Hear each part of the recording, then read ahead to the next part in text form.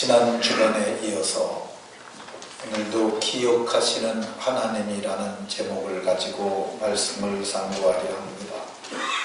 31절에 보면은 내 하나님이여 나를 기억하사 복을 주옵소서 이렇게 기억해달라고 이렇게 말씀합니다. 그래서 기억하시는 하나님이라는 제목을 가지고 말씀을 전하려는데 제가 좀 두리수를 두었습니다. 설교를 제가 보통 준비하는 게 4페이지에서 5페이지로 합니다. 5페이지를 하면 빨리 해야 되고 4페이지를 하면은 좀 풍성하게 얘기를 좀 해가면서 할 수 있는데 오늘 9페이지까지 했어요. 그러면 6장부터 10장까지, 13장까지 이야기를 하려니까 이게 9페이지까지 됐습니다. 그래서 이거를 원래 2시간에 해야 하는데 일부 시간에 좀 시간 연장을 해가지고 일부 시간에 그냥 빽빽하게 해서 다 했습니다. 근데 이 2부 시간에도 또 다 해야 될 것 같은데 그래서 양이 좀 많습니다. 근데 어쨌든 예배가 하나님께 드려지는 거지만은 우리가 시간을 함께 하는 시간이기 때문에 제가 여러분들에게 좀 묻겠습니다. 그러면 여러분들이 하자는 대로 제가 하겠습니다. 그러니까 평소처럼 그 설교 양을 줄여서 했으면 좋겠다 1번이고 그리고 그냥 조금 넉넉하게 조금 더 해도 괜찮다 그러면 2번입니다. 그러니까 평소처럼 먼저 2번부터 좀 넉넉하게 해도 괜찮다 한번 손들어 보세요. 좀 천천히 해도 뭐 시간 좀 지나가도 괜찮겠다. 네. 자, 내려주세요. 그러면 평소처럼 딱 그 시간 내 좀 끝내면 좋겠다. 네. 정직하셔서 좋습니다. 네. 근데 이게 지금 손을 드신 분이 적극적 소수기 때문에 제가 많이 빼먹고 그냥 이렇게 가겠습니다. 자, 오늘 말씀의 제목은 기억하시는 하나님입니다. 못 따라 하십시다. 기억하시는 하나님. 네, 옆 사람과 서로 인사하면서 이렇게 서로에게 복을 빌어줍니다. 기억하시는 하나님의 기억 속에 좋은 기억이 되도록 착한 일 많이 하시고 복도 받읍시다.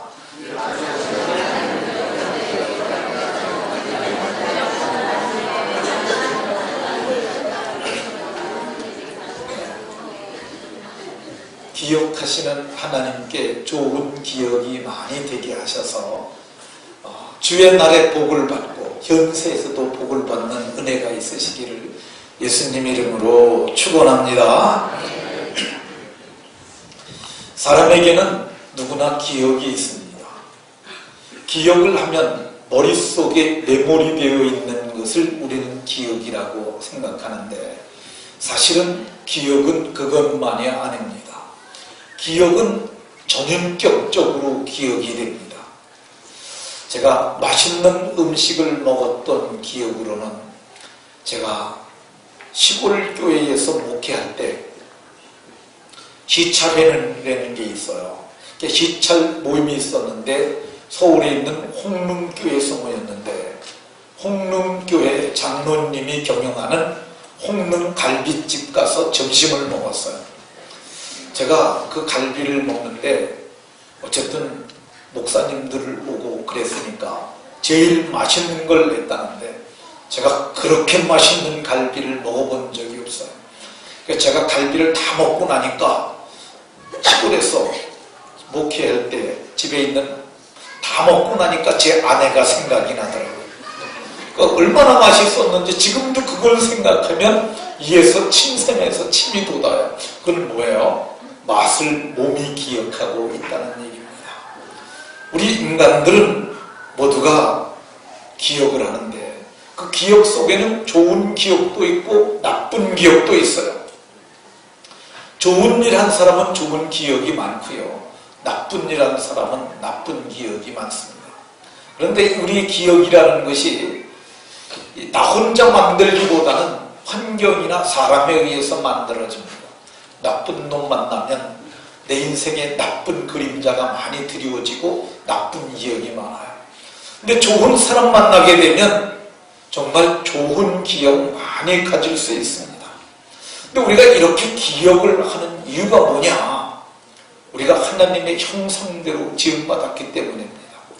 하나님께서 사람을 지으시되 우리가 우리의 형상대로 사람을 만들자, 우리가 우리의 형상을 따라 우리의 모양대로 사람을 만들자 그랬는데, 이 형상이라는 것이 히브리 말로 첼렘이라고 하는데 그게 하나님의 전인격이 포함된 말이에요.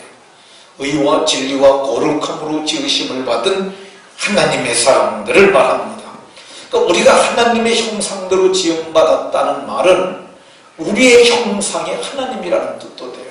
그러니까 우리의 형상이신 하나님께서 기억하시는 분이라는 말입니다.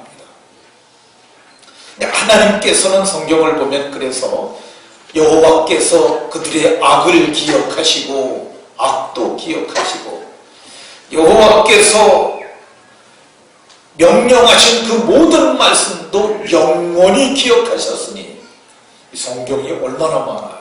이게 그분이 언약하신 말씀들인데 이것도 하나님이 다 기억하고 계시겠다는, 개인에 관한 것도 하나님이 기억하시는데, 우리가 엄마 뱃속에 있을 때 내 어머니 복 중에서 내 이름을 기억하셨으며 내 이름이 이미 아직 존재하지도 않을 때 하나님이 나를 기억하셨다고 얘기를 하고, 개인의 착한 일하는 것도 기억하시는데 고넬료에게 말씀하시기를 내 하나님이 내 기도를 들으시고 내 구제를 기억하신 바 되었다고 이렇게 얘기를 해요. 하나님은 다 기억하시는 하나님이세요. 하나님은 모든 걸 다 기억하시기 때문에 그 기억에 의해서 심판하시기도 하고 상을 주시기도 하세요. 시편에 보게 되면 하나님, 내 눈물을 주의 병에 담으시고 이것을 주의 책에 기록하지 아니하셨나이까. 우리가 눈물 흘려 기도하고 나라와 의를 구하고 착한 일을 했던 것, 그 눈물은 주님의 병에다 담으시고 주님의 책에다 기록했다고 얘기를 해요. 이렇게 상 주시기 위해서, 우리를 기념하기 위해서 기억하시기도 하지만은 주님 앞에는 두 종류의 책이 있는데 하나는 생명책이고 또 다른 책들이 있다고 얘기를 해요.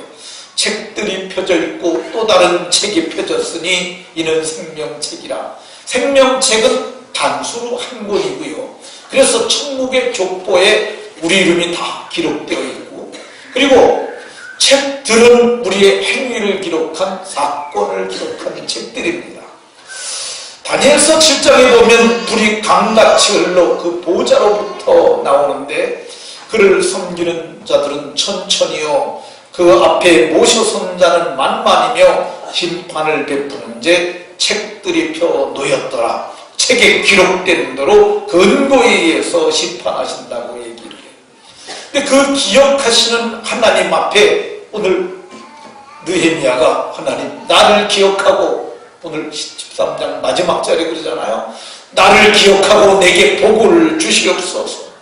하나님 나를 기억하고 복 주시라고 얘기해요. 근데 하나님 앞에 이게 느헤미야가 이런 것만 얘기를 하는 것이 아니라 나쁜 놈들도 기억해달라고 얘기를 해요. 그 얘기는 뭐예요? 나쁜 놈들에게 기억을 하셨다가 반드시 그대를 행위대로 갚아주시라는 그런 의미를 담고 있는 겁니다. 그러면 느헤미야가 고발하는 나쁜 놈들 어떤 사람들일까요? 6장 14절에 보면 그가 산발랏, 도비야, 그리고 여자 선지자 노야다, 그리고 남은 선지자들, 그 사람들이 뭐 어떤 사람들이냐면 돈 받고 나쁜 예언했던 나쁜 사람들이에요. 이런 사람들이 나로 하여금 두렵게 하고 범죄하게 하고 악한 말을 지어 나를 비방하려 하였다. 느헤미야 6장 13절에 그렇게 말을 해요. 나쁜 사람들이죠. 비방하라고 그랬으니까, 범죄하게 했으니까 저들로 하여금 두려워서 일 못하게 하려고 했으니까 나쁜 사람들이죠. 이 사람들이 어떤 정도로 나쁜 계획을 했느냐면 산발랏이 사람을 보냈어요. 근데 그 속에는 편지가 들려 있었는데 오노 평지에 있는 한 촌에서 만나자. 만나서 우리 허심탄회하게 얘기하자. 그랬는데 얘기하는 게 목적이 아니고 뭐예요? 나를 해하려고, 나를 죽이려고 저가 마음을 먹고 했다는 거예요. 그러니까 이게 느헤미야가 그거를 간파하는 거죠. 그래서 느헤미야가 내가 이제 큰 역사를 하는데 내가 그걸 버려두고 어찌 가겠느냐. 그래서 내가 가지 못하겠노라. 그랬더니 2번 보내고 3번 보내고 4번 보내고 마지막 번에는 봉하지도 않은 걸 보내가지고 자기를 오라고 그랬는데 그가 내려가지 아니하였다고 얘기를 해요. 그러니까 그가 뭘 했느냐 하면은 선지자들을 매수해서 거짓 예언을 했어요. 10절에 보면 스마야라는 사람이 나타나질 않아서 찾아갔더니 그가 나쁜 예언을 하는 거야. 그들이 너를 죽이러 올 거니까 너 하나님의 전에 들어가서 외소에 가서 숨어라.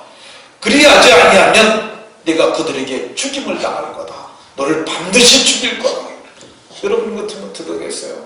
지금 저들이 바깥에서 자객을 보내서 죽이든지 군대를 보내서 죽이려든지 죽이려고 그런다 그러면 정말 일하기가 조금 겁나지 않겠습니까? 근데 느헤미야가 그럼에도 불구하고 그는 낙심하지 아니하고 하나님이여 나를 두렵게 한 자들의 소행을 기억하옵소서 하고 힘있게 일을 했다고 얘기를 합니다. 오늘날에도 교회를 허는 자들이 있어요. 산발랏과 도비아와 같은 사람들이 있는데 그 사람들이 공식적으로 자기네들을 안티크리스찬이라고 부릅니다. 반대하는 그리스도인, 기독교를 반대하는 세력들 인터넷에다가 그걸 아주 진을 쳤어요.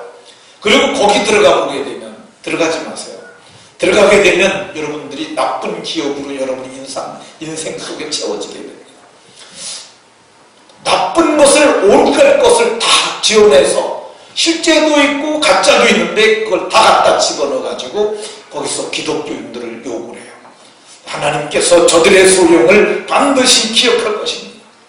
성경은 말하기를 그렇게 하면 안 되는 것을 얘기를 합니다.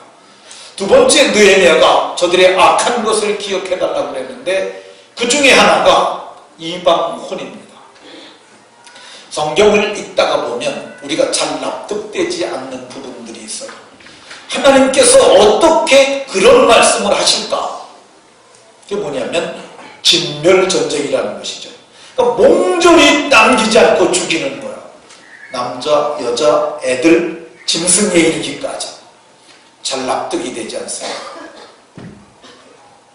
왜 하나님께서 그렇게 하셨느냐 하면 너희가 거기에 있는 사람들을 남겨두게 되면 그들의 딸들을 데려다가 며느리를 삼게 되고 그 며느리가 이 아들을 꼬셔서 이방 신을 섬기게 되고 그리고 그들이 자기들의 자식을 또 이방신을 섬기게 할 것이라는 거야. 그래서 신명기 7장 3절에 보면은 딸들을 주지 말고 그들의 딸들을 데려오지 말고 몽졸이 죽이라고 얘기를 해요. 잘 납득이 안 갈 수 있는데요. 사랑의 하나님께서 어떻게 저들을 진멸하려 하느냐?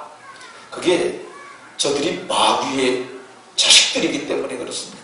악한 세력이기 때문에 하나님의 백성들을 오염시키고 범죄하게 할 것이기 때문에 이것이 잘 이해가 안 가게 되면은요 천국과 지옥도 이해가 가지 않아. 지옥에는요 잘생긴 사람도 다 지옥 갑니다. 지옥에 가면은요 얼굴 잘생기고 돈 많았던 부자들도 꽤 많이 가 있습니다. 정치한다고 착한 일 한다고 했던 사람들 많이 가 있습니다. 이해가 안 갈 수 있어요. 그런데 그게 하나님의 공이에요. 그러니까 하나님께서 그래서 이방인들과 혼인하지 말라고 그랬는데 느헤미야가 13장 26절에서 말하기를 제사장들까지도 그 짓을 했다는 거예요. 그래서 하나님께서 과거에 이것 때문에 솔로몬에게도 진노하셨는데 이것 때문에 우리가 망하게 된다는 것이죠. 그러니까 우리가 이방 여자를 데려오게 되면 이방 여자가 남편을 꼬드기고 자식들을 그렇게 가져서 이방 신을 섬기게 되면 하나님께서 그것 때문에 진노하셔서 너희를 멸하게 될 거라고 말씀하세요. 그러니까 이거 하면 안 된다는 거예요. 근데 지금 솔로몬이 해서 했던 전철을 저들이 밟고 있다는 것이죠. 솔로몬은 부와 영광이 극에 달했던 사람이에요.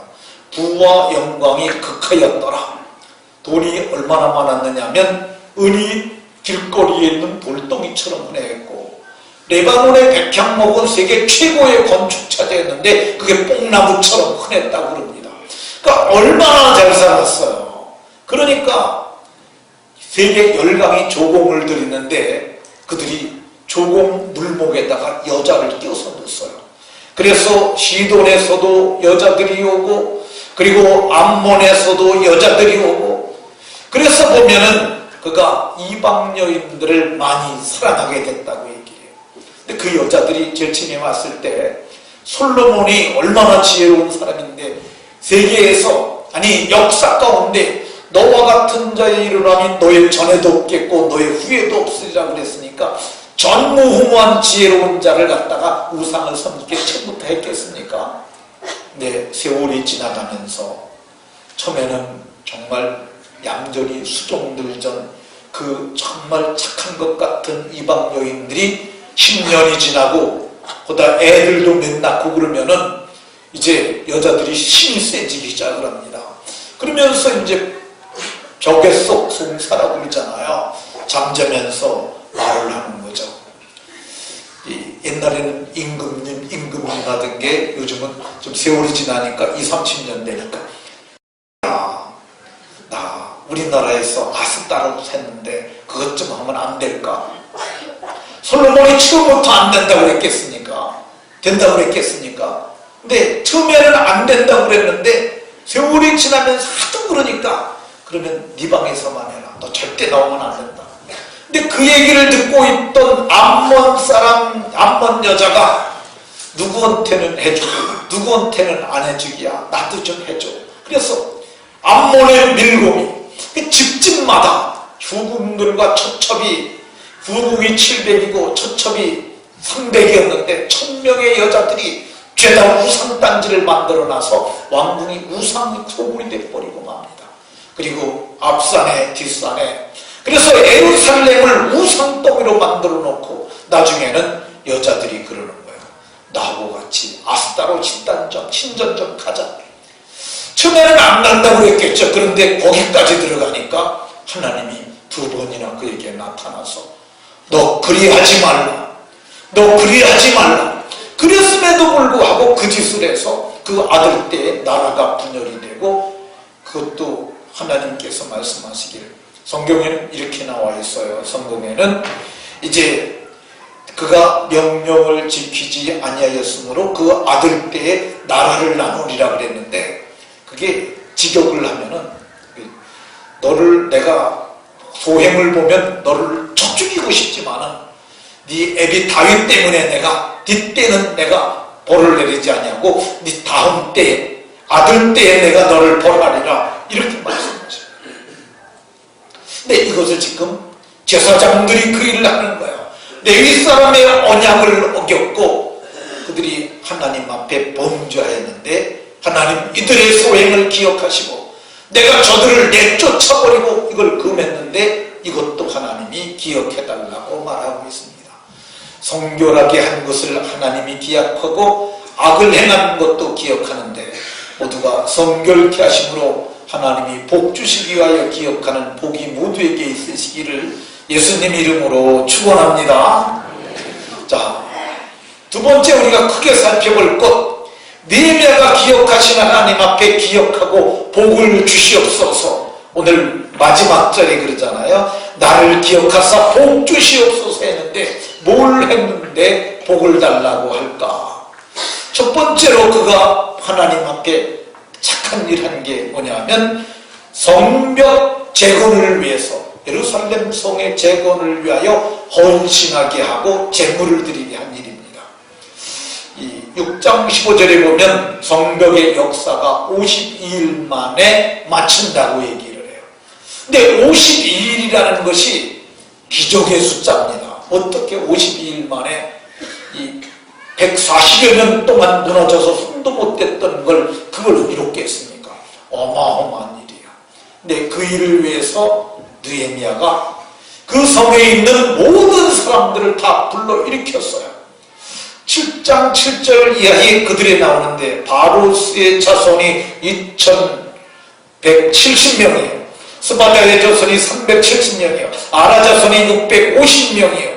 그래서 쭉 줄줄이 나오는데 그 합계가 42,360명이라 이들이 다 몸으로 헌신한 자들이라고 보여집니다. 그러니까 위대한 역사를 위해서는 한 사람이나 두 사람이 하는 것이 아니라 모두가 다 해야 되는데 모든 사람들의 마음을 일으켜서 헌신하게 했으니 하나님 이걸 기억하고 복 주시라는 것이죠. 실제로 이 일을 함으로 그들에게는 어떤 복이 있습니까? 외침을 완벽하게 막아낼 수 있는 그런 담벼락을 세웠으니 그들에게도 복입니다. 근데 이걸 하는데 몸으로만 되겠습니까? 몸으로만. 몸만 갖고 안 되고 재물이 필요하죠. 우리도 지금 여기 건축하고 저기 건축하는데 이 건축을 위해서 필요한 것들이 참 많습니다. 기본적으로 땅이 필요하고요. 설계하는데 설계비가 들어가고요.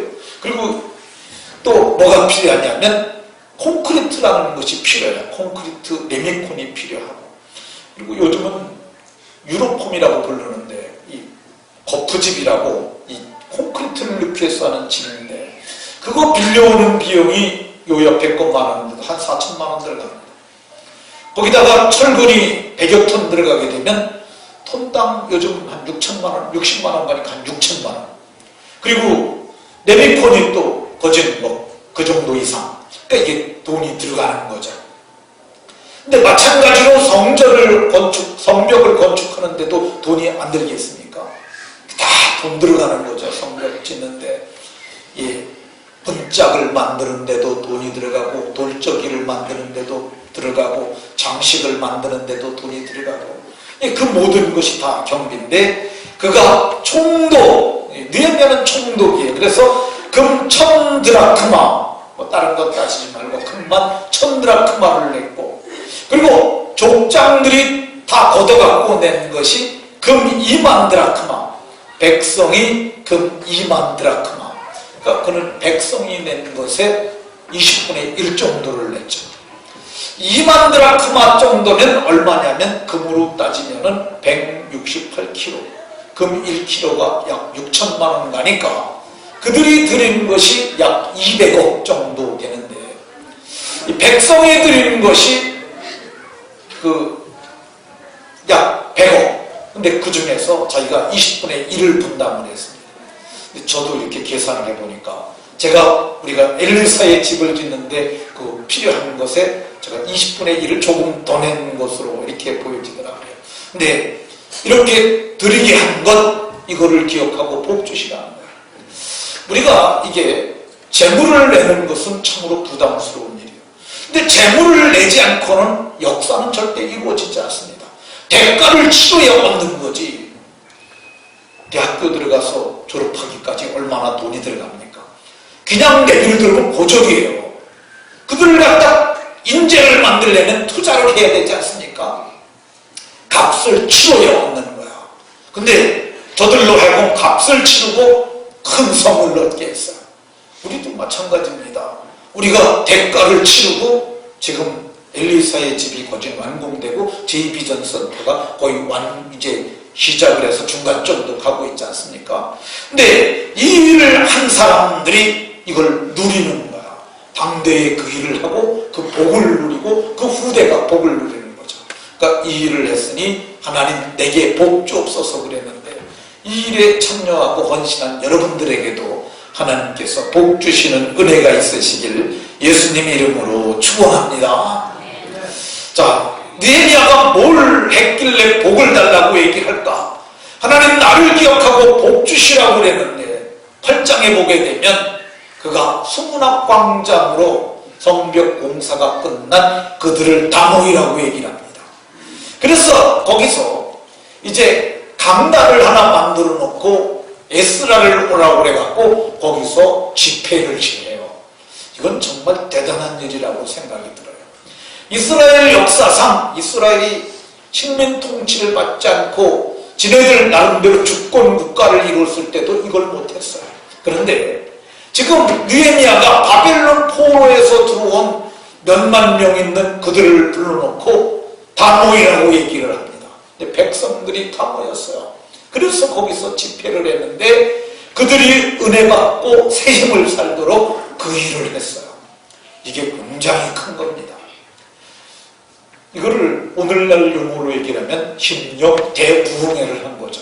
요즘은 이 용어 잘 안 쓰는데 정말 심령 대부흥회를 한 거예요. 장소는 수문학 광장, 강사는 학사 에스라, 교재는 율법책, 대상은 8장 2절에 보면 남자나 여자나 알아들을 만한 모든 사람, 애들도 다 와라, 알아들을 만한 사람 다 와라.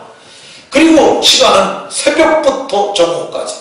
좀 세지 않습니까?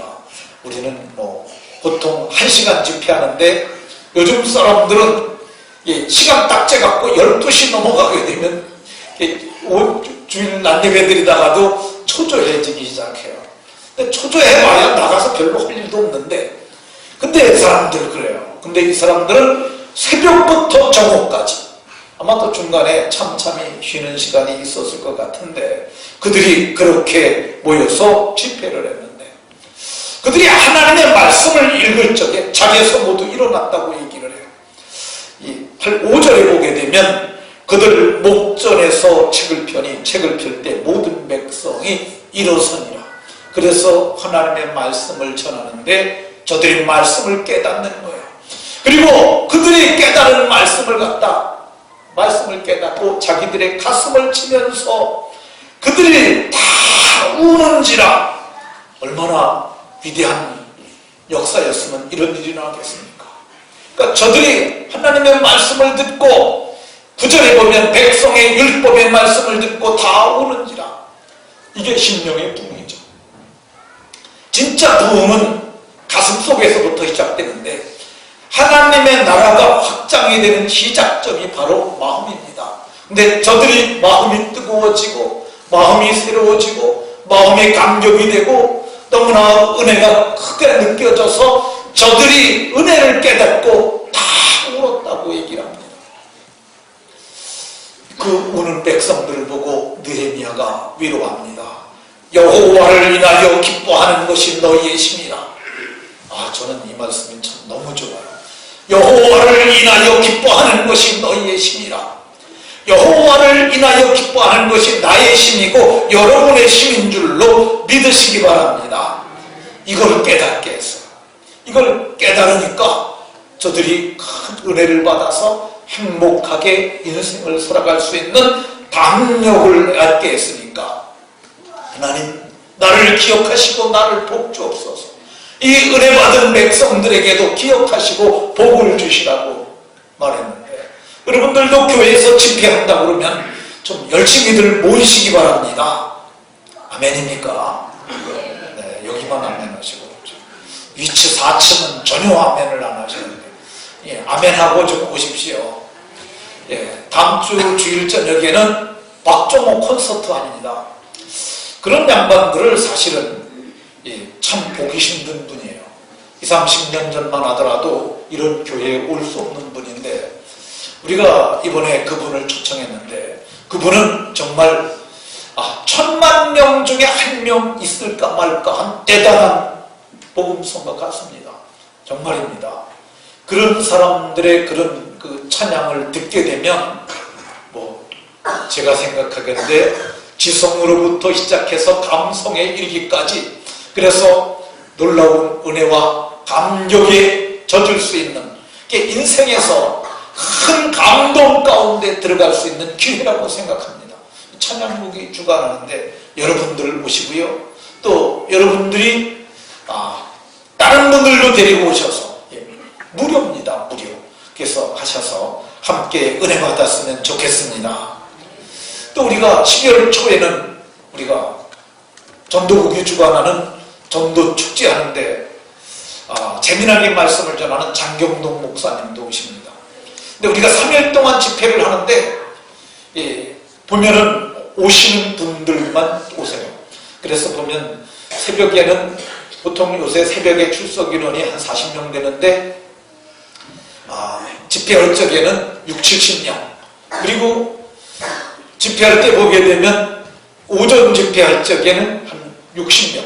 그리고 저녁 집회할 때는 150명 정도 모이는데 일부 2부에 모였던 분들은 남의 교회도 아니잖아요. 옛날에는 딴 교회에서 심리밖에 한다고 그래도 걸어서도 갔는데 이번 집회할 적에는 위층 아래층 분들 다 모여서 그냥 우리가 함께 주를 찬양하는 은혜가 있기를 바랍니다. 자, 세 번째, 성경 역사를 마친 후에 무슨 일을 했기에 그가 하나님 앞에 기억하고 복을 달라고 했을까? 그가 성경을 읽습니다. 이 성경을 읽다가 그가 깨닫는 것이 있는데 초막절을 지키라는 말씀을 깨달았어요. 그래서 이 초막절을 자세히 살펴보니까 역사 가운데 초막절을 갖다 여호수아 시대 이후로 지킨 적이 없어요. 하나님께서 이스라엘 백성들을 이끌어내시고 말씀하시기를 레위기 23장 34절에 일곱째 달 15째 날부터 초막절을 지키라 이렇게 얘기했어요. 초막절을 지키라. 이유가 뭐냐면은 이는 내가 이스라엘 자손을 애굽 땅에서 인도하여 내대 때 초막에 거주한 줄을 너희로 대대로 알게 하려 하리라. 그러니까 알게 하게 하려고 이 초막절 지키라고 그렇게 얘기를 했어요.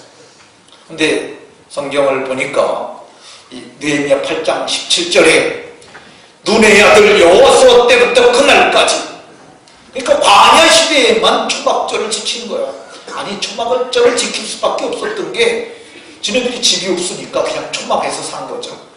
근데 실제 초막절을 지키라고 그러는데 초막절을 지키지 않은 것을 깨달아요. 그래서 8장 14절에 율법에 기록된 바를 본즉 모세를 통하여 말씀하시기를 이스라엘 자손들을 일곱째 달의 절기를 초막에서 지키라. 그래서 그걸 깨닫고 우리가 초막절을 지키지 않아서 이런 환난을 당하는구나. 그걸 깨닫고 초막절을 엽니다. 우리가 아까 보았던 사람들이 이스라엘의 총수가 예루살렘 성 안에 있던 사람이 42,000명 된다고 그랬잖아요. 초막을 다 갖다 지으라고 그랬어요. 그래서 그들이 초막을 갖다 지었는데 그들이 감람나무, 돌감람나무, 화석류나무, 종려나무, 기타 나무를 가지고 초막을 지었어요. 근데 초막을 몇 개나 졌을까? 한 집에서 하나 졌으면은 4인 가족 치면 10,000개 이상을 졌겠죠. 대단한 장관이었을 것 같아요. 그걸 사진을 찍어 놨다면은 천막이 10,000개가 풀로 지은 것이 10,000개가 있다면 얼마나 대단했겠습니까? 초막을 그렇게 지어놓고 거기서 초막절을 지켰는데 하나님이 말씀하신 것 내가 지켰으니까 여태까지 수백 년 동안 지키지 않은 것을 내가 지켰으니까 기억하고 복을 달라고 얘기를 했습니다. 그럴 만하지 않습니까?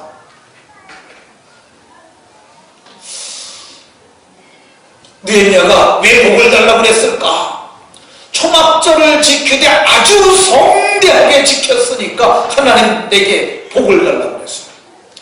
이 백성들로 하여금 초막절에 모이라고 그러고 초막 안에서 이제 오후에는 거주하고 아침부터 새벽부터 나오라고 그래가지고 성경의 말씀 율법에 기록된 책을 읽는 거야. 그래 저들로 하여금 하게 합니다. 그리고 낮에는 서로 화목하게 음식을 나누고 그리고 저들이 초막절을 지냈어요. 그리고 일부는 금식을 했어요. 밥을 안 먹은 거죠. 그러면서 했고 일부는 베옷을 입고 자복하면서 하나님 앞에 그들이 초막절을 지냈고 그리고 티끌을 무릅쓰고 그들이 했고 그리고 일부는 또 하나님을 찬양하면서 초막절을 지켰어요. 이건 대단한 역사죠. 이 초막절을 지키는 동안 저들은 부흥을 맞이했고 그들은 복을 누렸습니다. 이스라엘이 오늘 이렇게 나라를 잃은 지 2000년 만에 다시 건국하게 된 동력이 어디 있느냐?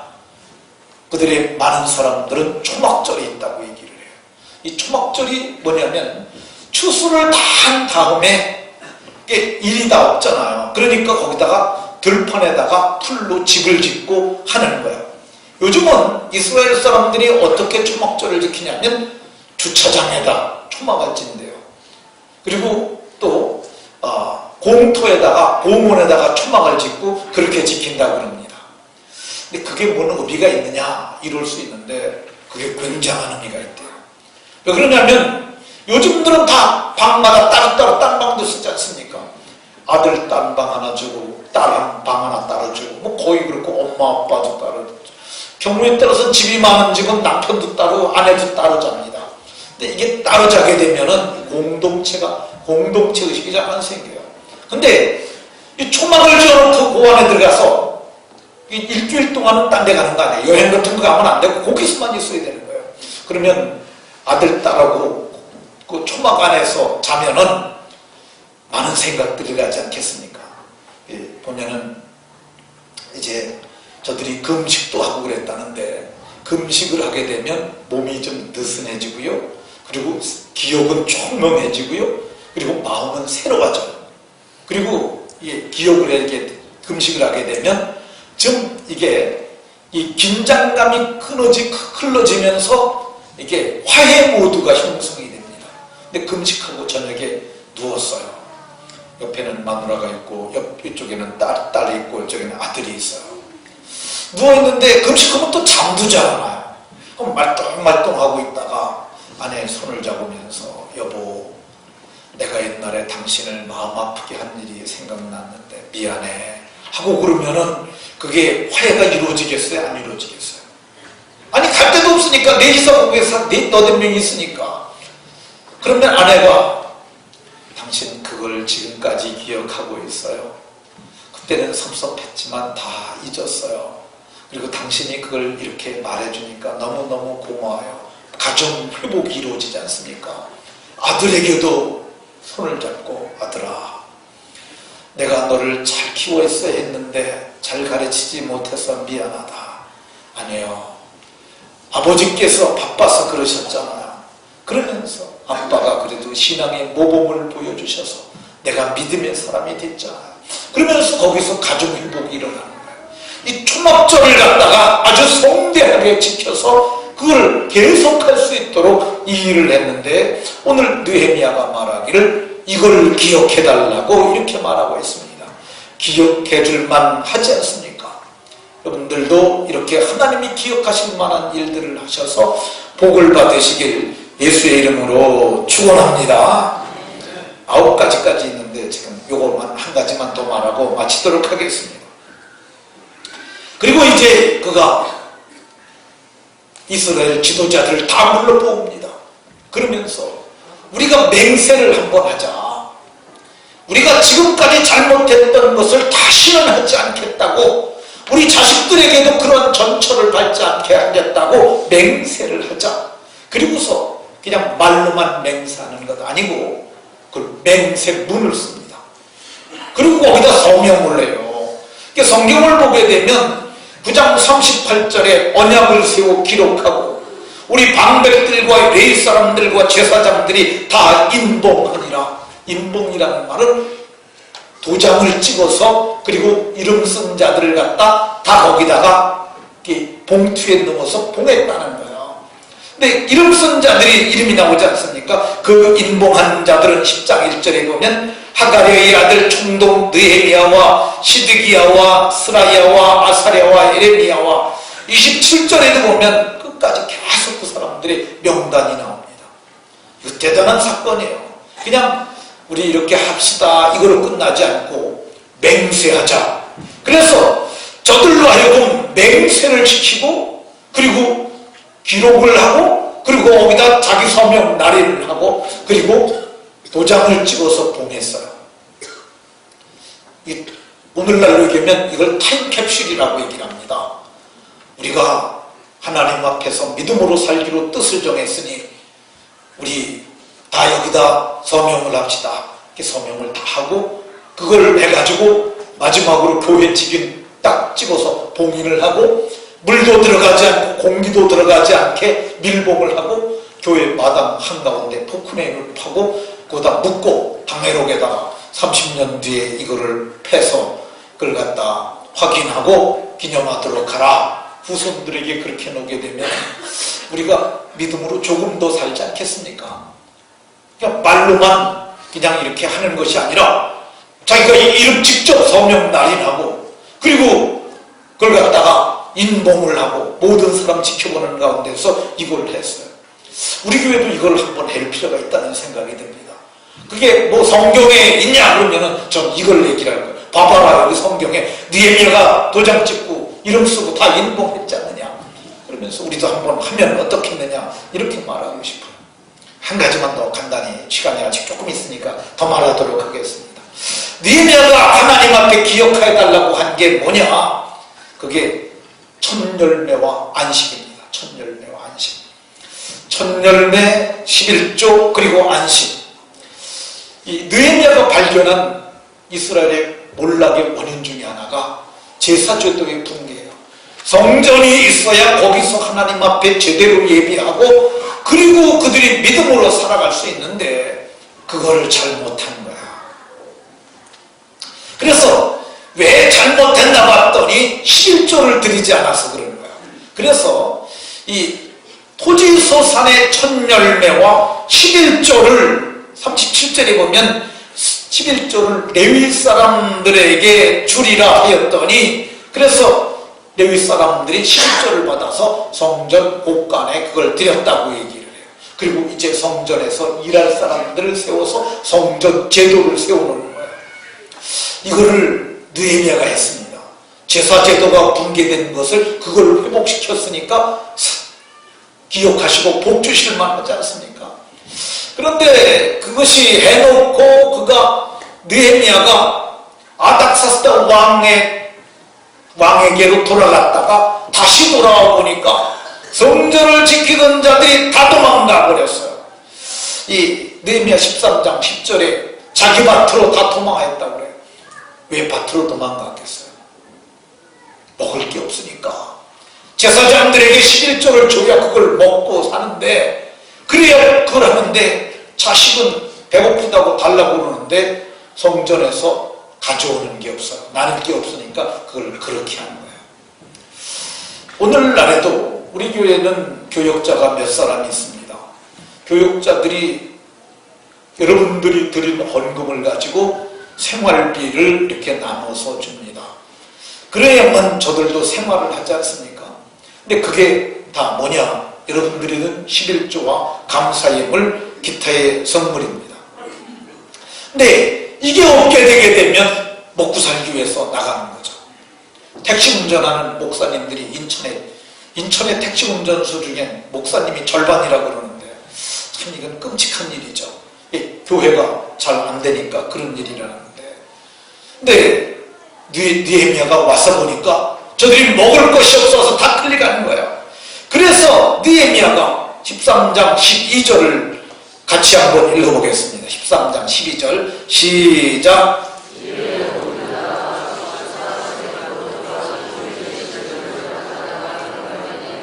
네, 곳간에 드리는 것으로 끝나는 것이 아니라 이제는 신실한 자들을 그 성전에 일을 맡기고 저들로 하여금 11조를 온전히 드리게 해서 그들로 하여금 제사제도가 세워지고 백성들의 신앙이 제대로 되어질 수 있도록 이렇게 했습니다. 하나님이 기억하시고 복 주실만 하지 않습니까? 이걸 하게 하니까 성도들은 어떻게 복을 받습니까? 하나님이 그걸 보시고 하늘문을 여세요. 하나님이 말씀하시길 나의 곳간에 양식이 있게 하고, 이 말은 제사장들에게 먹을 것을 주게 하면 내가 하나님께서 하늘의 문을 여시고 쌓을 것이 없도록 복을 주시겠다고 말씀하세요. 이 11조는요 수고한 대로 먹는 떡이 아니에요. 많은 사람들이 이걸 잘못 아는데 11조를 온전히 드리면은요 기적의 복을 주시겠다는 거야. 이 붓는 게 아니 내가 드려서 조금 받는 게 그게 무슨 그 큰 부어지는 복이겠어요. 하늘문을 여시고 붓는다는 것은 기적이에요. 하나님이 그 기적을 우리 세대에 주겠다는 거야. 여러분들 말씀을 믿으십시오. 말씀을 믿고 정말 실조를 온전히 드리세요. 한두 달 하다가 하지 말고 그냥 믿음으로 10년, 20년 하세요. 그러면은 당대가 복을 받고 그리고 다음 세대가 복을 받습니다. 세상에서 11조를 가장 많이 드린 족속이 어디겠어요? 이스라엘이죠. 이스라엘. 지금 우리는 교인이 제가 보기에는 개척교회가 60가정 정도가 모이면 교회가 독립을 할 수 있어요. 자립한다고 그러는데 자립할 수 있어요. 근데 랍비들은 유대인들은 몇 명이 모이면 랍비 하나를 먹여 살릴 수 있느냐면 12세대가 모이면 먹여 살립니다. 그들은 온전한 11조를 드리는 거예요. 그러면 조상 때부터 지금까지 11조를 드렸으면은 저들이 많이 냈으니까 더 가난해져야 되잖아요. 근데 역사가 증명해 주는 게 뭐냐면 세계 경제는 유대인들이 움직입니다. 세계 최대의 은행도 유대인들이 경영하는 거고요. 하나님이 부어주시는 거예요. 이걸 믿음으로 받고 믿음으로 행함으로 당대 여러분들이 복을 받고 또 다음 세대도 복을 받고 교회도 복을 받고 그리고 내세에서는 하나님께서 칭찬과 영기와 영광과 존귀를 주시는 복이 모두에게 있으시기를 예수님 이름으로 축원합니다. 기도하겠습니다.